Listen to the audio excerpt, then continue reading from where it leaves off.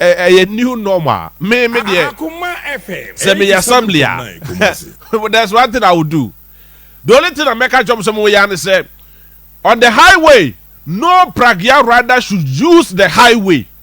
For that, it is a highly bandit.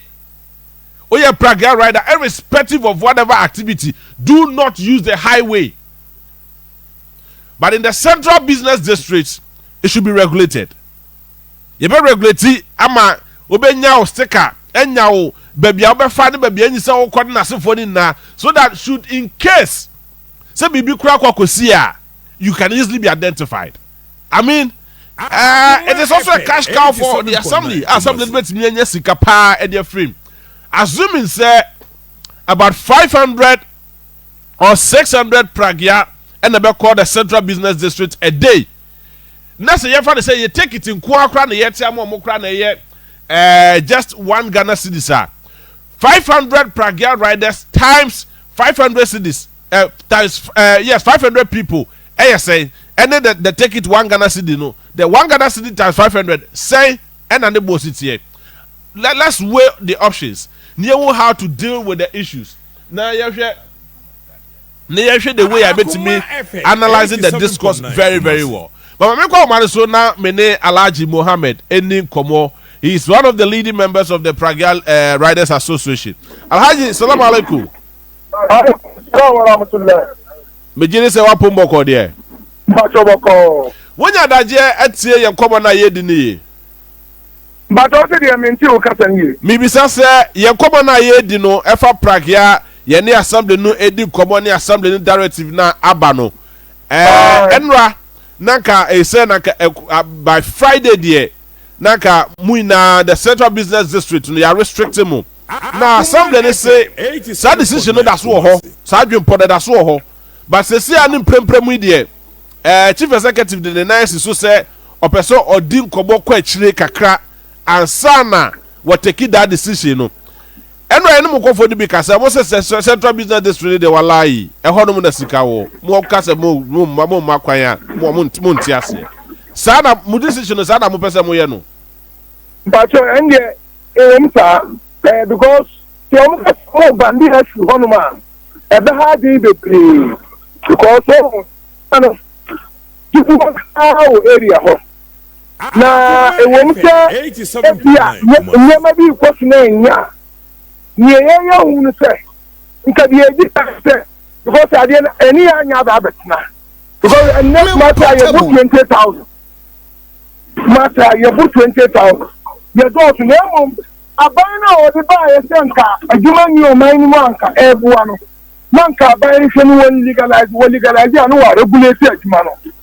Baby, yes, what's up here, yeah, because they say that the Bria farm will say, I'm going to be nti mo mo tete mo kukuofo na omo nama omo ye ni ebi no so wa ebi no fra omo ye Nigeria fo no mo abefrem wo ba ya enura na oba enne bun ya to bi ama wonam wo ye na adwuma nti sa ni ba no omo abefra ye adwuma no bebro ngwenfu bia nti omo omo ni ye mfata ana ye so ka me fe ni omo kan chete ade weni bi omo ye if you have a woman and they say, almost nearly ama from my congestion.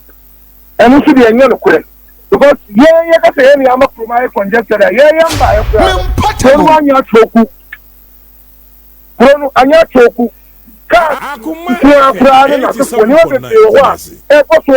Papa. I don't know any creative. And also, and this year, you are the enemy.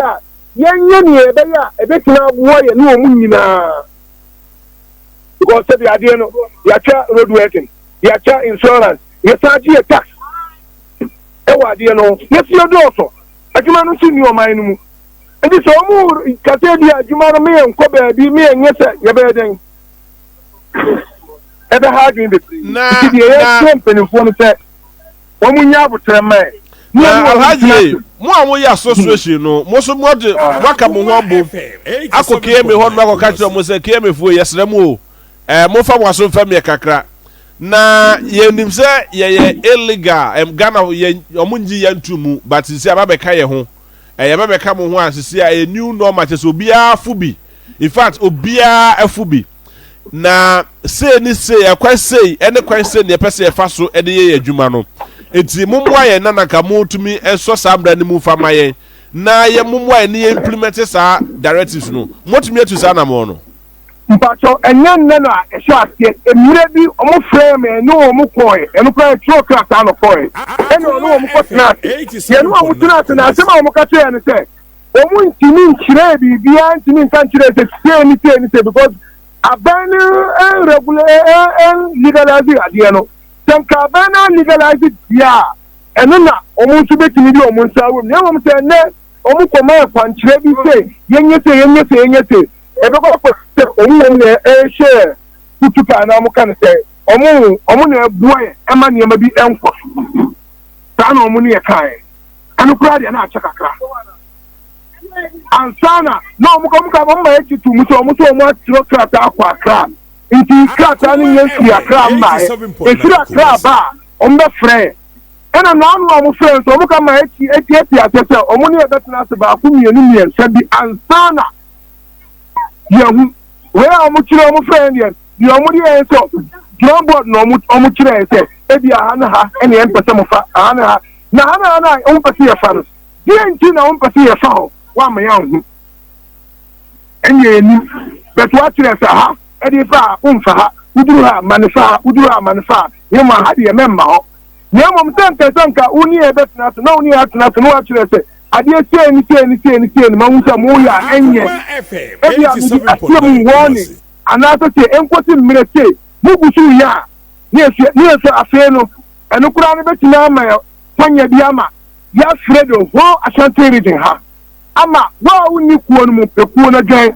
nyamom ni eba ni tie ni esuatina ateke nyamom ebi anyu wa ye adwuma saa si enti sisi anasa emra we ye de ba behye mukonwi se emra ne so a nanka we the Friday ya no nanka ebe so na sampan ya atwe asan se omu de date for be bremo eba biemu ade na mbe 87.9 Kumasi onse tabi yesi engiran krani mun tin krani yebi owa yanka for now the bet na ka say apacho ne ya pacho say tegania mpenifo atwi break no omo twi break no enkwotiti enu omo bet na oya bai afemu omo so be bai omo die nu ni esu ya kire esu ya gen ni ehu ni e fata say enu omo mi na aya ebetimi aboa oman ne eni yensi. All right. You better say Mohammed na Alhaji Mohammed na bibi chiri adwe be sa Alhaji Mohammed Kumasi. Wa za kamel na so so enye obi a na de hu. Ono fa de na so so. Na ka say aha. Kamel Alhaji Mohammed Kamel. Mate Alhaji Mohammed Kamel me da say. All right. Alhaji Mohammed Kamel na ye no edi komo ye Pragia rider.